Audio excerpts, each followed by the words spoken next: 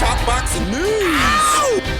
Okay, we'll start with this. On the heels of his first professional loss, Josh Taylor says the layoff had nothing to do with his loss to Lopez, most likely moving up to welterweight. I think that Josh doesn't want to appear in the eyes of the public as making excuses. Excuses about coming off an injury or excuses about the long layoff. Anything that would deprive Lopez of credit. Nah, the layoff has nothing to do with it, Taylor said. I've got no excuses, you know. It's just he was better on the night, you know. So I think I'll probably most likely be moving up to welterweight now. But you know, there's no excuses. He was the better man tonight. I have no excuses. He's being a good sport. He's giving Teofimo Lopez all of the credit, but then why is he saying that he's going to move up to welterweight now? There are more fights for Josh Taylor at super lightweight than there are at welterweight. And in Josh Taylor's last two fights, what were both consecutive lackluster performances. Immediately after those fights, he played with the idea of leaving the division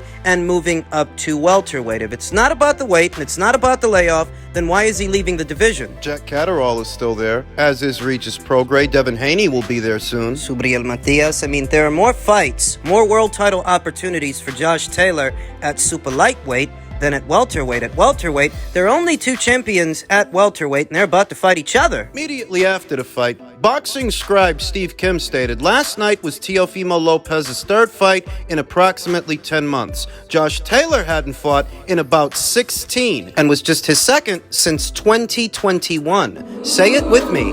Activity matters. I think it does. That's a big part of why Teofimo Lopez turned out to be the better, sharper fighter more consistently throughout the fight last night. It's because he saw more action in the last 12 months than Josh Taylor did. If you look at Josh Taylor's performance, he got off to a strong start, but around the middle of the match, he started to fade. That kind of characteristic is often associated with a conditioning issue. Conditioning issues, in a very general sense, are associated with overstaying your time at a given weight. Josh Taylor himself took to social media and stated, well, fuck. Not the result that I was looking for last night. No excuses here. The better man won on the night. I had a great training camp, was performing really well in the gym. I felt I started well and just faded away and strayed from the game plan. Two things can be true at the same time. Saying that Josh Taylor fell flat after the half doesn't mean that Teofimo Lopez isn't the better man or wasn't the better man on the night. Both things can be true. Josh Taylor continued, I want to say a huge thank you to my team, my nutritionist and strength and conditioning coach, Carl Evans,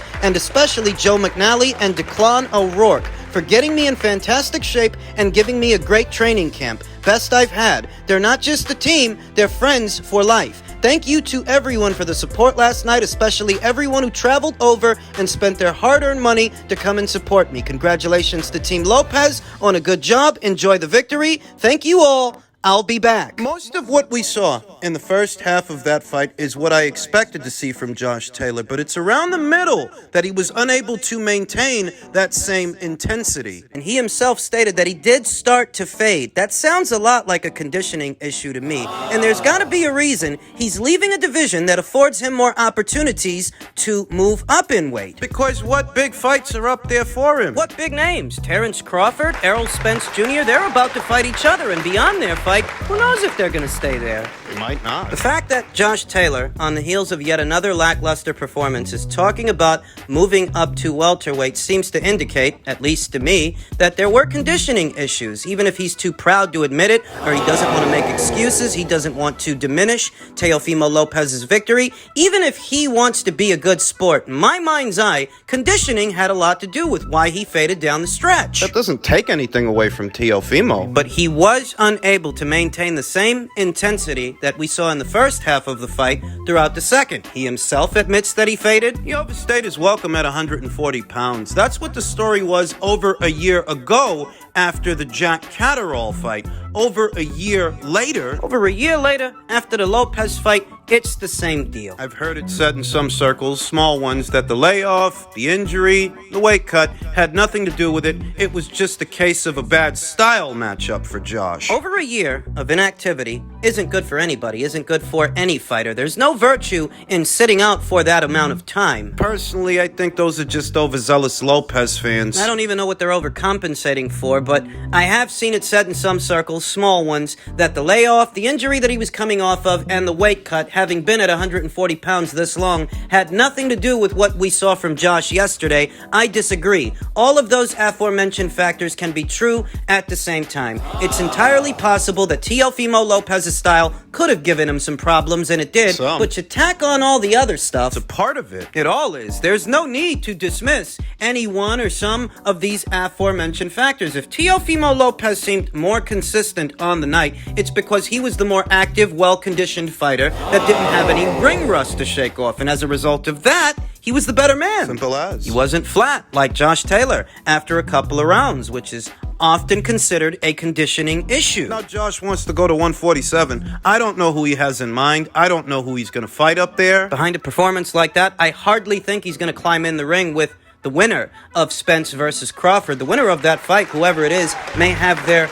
own plans and their own things they want to do. So maybe he can pick up a vacant title after they're done, but who would he have to go through? The winner of Ortiz versus Stanionis by way of the WBA, the winner of Ennis versus Villa by way of the IBF, Alexis Rocha by way of the WBO, and I believe that Keith Thurman is in position to fight for the title by way of the WBC. So the probability that Josh Taylor can get the winners of those fights in the ring with him. 25 years young, 7-time world champion, 2-time lineal world champion, 2 divisional world champion. I mean, 2 Hall of Fame careers in one at just 25. You can't tell me I'm not great. You cannot tell me I'm not the double greatest since Muhammad Ali. This is what I do. This is what I do best. Now, just to steer it up, I might retire after this. Retirement, man. I'm kind of tired. Nah, I'm not getting paid enough. $1 million? Get the fuck out of here. Those were Teofimo Lopez's words post-fight, immediately after the fight to Fight Hub TV. He's courting the idea of retirement, but should we take him seriously? Said a lot of things. He says he's a 2-time undisputed champion on the premise that Josh Taylor once was this division's undisputed champion, but we all know he's not that anymore. He wasn't undisputed going into yesterday's fight. 3 of the 4 titles that he used to hold went to other fighters on the premise that he didn't satisfy those mandatory challengers. Teofimo Lopez here today is not an undisputed champion, and being honest, he wasn't an undisputed champion at lightweight, and he isn't one now at super lightweight. What he is a 2-time lineal, 2-time Ring Magazine, 2-division champion with a great resume. Boxing scribe from ESPN, Max Kellerman, seems to be echoing that sentiment. He says that fans should see Lopez as undisputed at 140. Is that how any of you out there see Lopez here and now? Is he this division's undisputed champion? What about Subriel Matias? What about Regis Prograis? We're supposed to act like they don't exist? What about Rowley? We can act like he doesn't exist. Listen, I can only tell you what I think.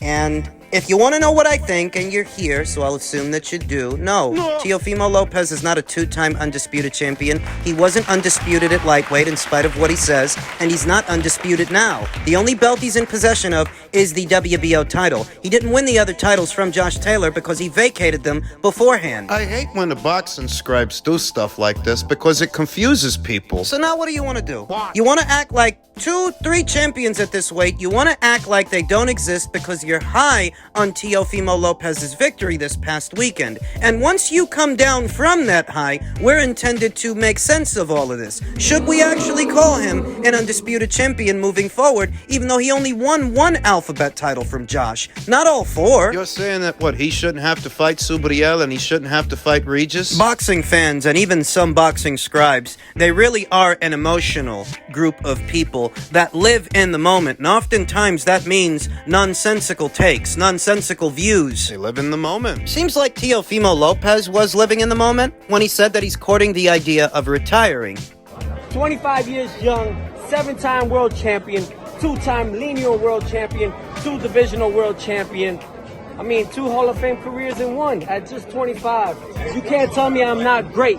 You cannot tell me I'm not the double greatest since Muhammad Ali. This is what I do. This is what I do best. Now, just to steer it up, I might retire after this. Retirement, man. I'm kind of tired.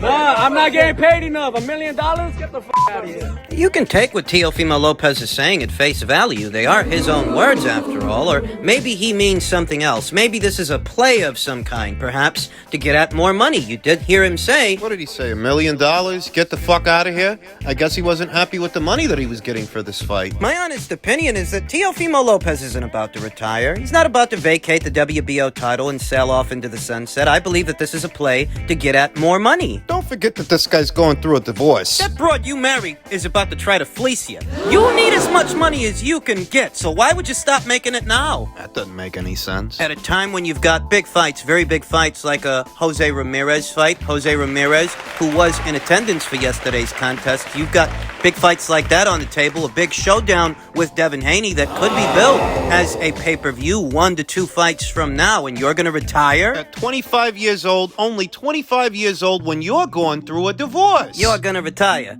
I don't think so. I'd sooner expect Teofimo Lopez to use this as a bit of leverage to extract more dollars, extract more money from Top Rank now that he's back in the winner's bracket and he's back at the forefront of the boxing world. I will admit that Teofimo Lopez is a fighter who I've underestimated more than once. I didn't think he was going to win yesterday, but the fact that he has puts him in a power position to make good money. So why the fuck would he retire now? Jose Ramirez wasn't there for no reason. And ahead of this weekend's fight, I told you, I believe Jose Ramirez has his heart set on a Teofimo Lopez fight. Perhaps a little more than he had his heart set on a Tosh Jailer rematch. Yeah. Lopez versus Ramirez does good business here in the United States. And it's a winnable fight. You saw how Jose looked with Jose Pedraza, and you saw how Teofimo looked yesterday with Tosh Jailer. He was able to overcome Josh Taylor's height and length in spite of being the bigger man. Teofimo was the better man. The exact same thing could apply in a Jose Ramirez fight en route to a Devin Haney showdown. Bill Haney, the father of Devin, he was in attendance for yesterday's fight, and I don't think he was there for leisure. No. I think he was there for business. I think the Top Rank would like to put on a Lopez versus Haney fight, though in that fight, Teofimo Lopez might be the A-side. He's the champion. He would be the reigning defending champion in the event that Devin were to move up in weight and try to challenge him for the WBO title. Haney versus Lopez commercially is a bigger fight than, say, Haney versus Prograis. Perhaps more winnable in Devin's eyes than the Prograis fight as well. Because Teofimo, like Devin, he's a lightweight who moved up in weight. You know, Teofimo's in a power position. And if you thought that he was insufferable before, just you wait. You ain't seen nothing yet. He showed that he has that other dimension, but I knew it, and I'm just happy with him and the family. I'm happy to see my father and son and Teofimo Sr. and Jr. work out their kinks, you know, and they had embraced, they kissed in the ring. I mean, you got to love this. This is boxing. It's his best performance right here. You know what I mean? And so let him have his night. He did great. You know, we'll talk about everything else. By everything else, I think Bill means a possible Lopez versus Haney fight. In that fight, as stated, Teofimo Lopez would be the reigning and defending champion. What effect could that have on negotiations? Let's not bore each other with the red tape. Based on what you saw in Teofimo Lopez's last fight and what you saw in Devin Haney from him in his last fight, what's your view of the fight now? It's a fight that pits a pure boxer in Devin Haney versus a boxer puncher, a counter puncher in Teofimo Lopez. Stylistically, that gives Devin the edge. Don't get it in your head that Devin's game plan for Teofimo would be akin to what we saw in his game plan for Vasyl Lomachenko. And Vasyl Lomachenko, he had to prepare to fend off a volume puncher, a guy who throws more punches per round than, say, Teofimo Lopez, whereas Teofimo, he works off the counter, creating space and moving around the ring. He works to set the guy up. Set him up for a big counter. A fight between Teofimo and Devin, respectively, would look very different than what we saw from the both of them in their last outings, in their last fights. For Devin, I think Devin's game plan for Teofimo would look a lot like his game plan for George Kambosos, keeping it long and loose and on the outside. Yeah. Economic. not quick to sell out and trade punches mid-range to inside using his height, his length. I think he'd stay on the outside with Lopez. On the outside of him, using his height, using his length, and pumping out that jab to keep Teofimo Lopez at arm's length. Teofimo, in turn, He would have to give chase. he'd have to try to apply pressure on Devin Haney, and therein lies a dilemma, at least stylistically. Teofimo, when giving chase, really isn't at his best. We saw that in the Sandor-Martin fight. Sandor, a fleet-of-foot southpaw, a fleet-of-foot pure boxer. A pure boxer, just like Devin's a pure boxer, with the difference being that Sandor's a southpaw, whereas Devin's an orthodox fighter. Sandor, to the eye, spends a little bit more time on his bicycle than Devin does. But they're both pure boxers. At his very best, Devin Haney is an outside jabber, an outside fighter. Mid-range to inside, he's vulnerable. We saw that in the Linares fight, and we saw that in his last fight with Vasyl Lomachenko. So the game plan for Devin In a Lopez fight, would likely be to keep Teofimo Lopez out. Keep him at arm's length. Keep that jab in front of him. Whereas Lopez, he's got to find a way around that jab to get mid-range to inside and let punches go. And as stated, Teofimo on the front foot, it's not the same as Teofimo on the back foot. shifting his weight to his back foot to set up a counter shot. No, when he's on the front foot and he's giving chase, he's vulnerable. We saw that in the Kambosos fight when he was looking for a big punch, big knockout shot to go home early, and we saw that again in the Sandor-Martin fight where he got dropped 2 times. When he's giving chase, he's vulnerable. At least he has been in previous instances. I think that most people feel if Teofimo can get through with a shot, he can definitely hurt Devin Haney. That of the two, Teofimo is so obviously the bigger puncher, the guy with more power. But your power's only as relevant. Your power's only as good as your ability to land. If Devin's staying on the outside, pumping out that jab and taking a half step back to maintain space between you and him, Delivering those power shots is going to be difficult. Teofimo Lopez has proven to be vulnerable when giving chase. Teofimo knocking out Devin Haney with a power shot is hardly far-fetched, but that's what you have to consider. Will he be able to get close enough to him to deliver that big knockout shot? And we have to get a look at Devin as a super lightweight. He may move up stronger. Once he acclimates to 140. Might be a little bit more durable than he was at 135, not having to cut the 5 to make 135. More opportunity to fill out. I think it would be wide-eyed optimism to anticipate that Devin Haney's first fight at super lightweight would be a Teofimo Lopez fight. I'd sooner expect Teofimo to fight Jose Ramirez next, en route to a Devin Haney fight. Who does Devin fight in the mean in between time? Now that's the question. Maybe Devin can convince Eddie Hearn and the people at Matchroom to make a Liam Paro fight whilst staying a network and promotional free agent, free to field offers from different promotional outfits. Maybe it happens that way. Maybe Top Rank feeds him somebody. We'll see.